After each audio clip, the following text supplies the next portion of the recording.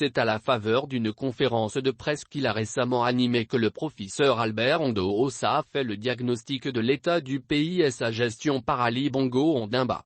Occasion pour l'émérite économiste de dénoncer le budget de l'État pour 2023 fixé à 3602,6 milliards de francs CFA, qu'il a assimilé d'emblée à une catastrophe au regard des signaux négatifs donnés par le Fonds monétaire international, FMI.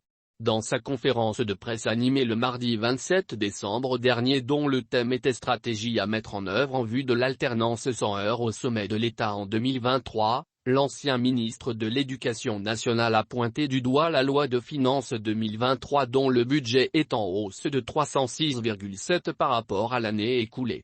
Désormais fixé à 3602,6 milliards de francs CFA, les ressources financières ne sont pas du goût de l'économiste.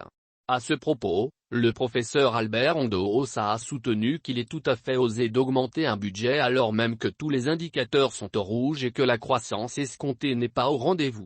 Sans sourciller, l'intéressé déclare que le projet de loi des finances 2023 est une catastrophe. Il montre que notre pays est foutu, qu'on a des politiques incompétents et qu'on a des techniciens qui ont les mains liées et qui ne peuvent rien dire. Une véritable diatribe adressée au pouvoir en place qui manquerait donc de jugeote.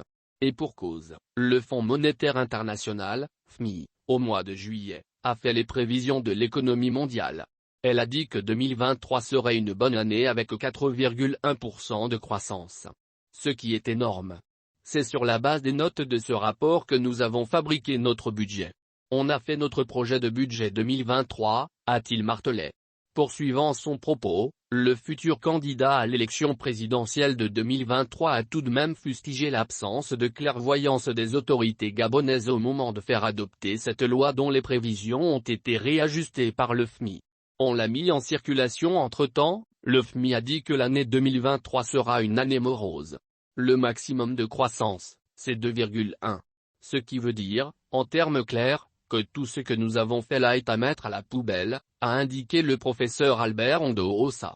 Dans un discours ponctué de dérision, l'économiste a soutenu que le pessimisme de l'institution financière est lié à l'inflation mondiale et la guerre en Ukraine.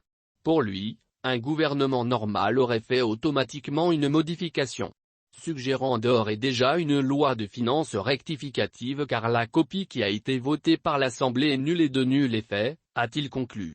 Gageons que cette analyse sera prise en compte par le gouvernement.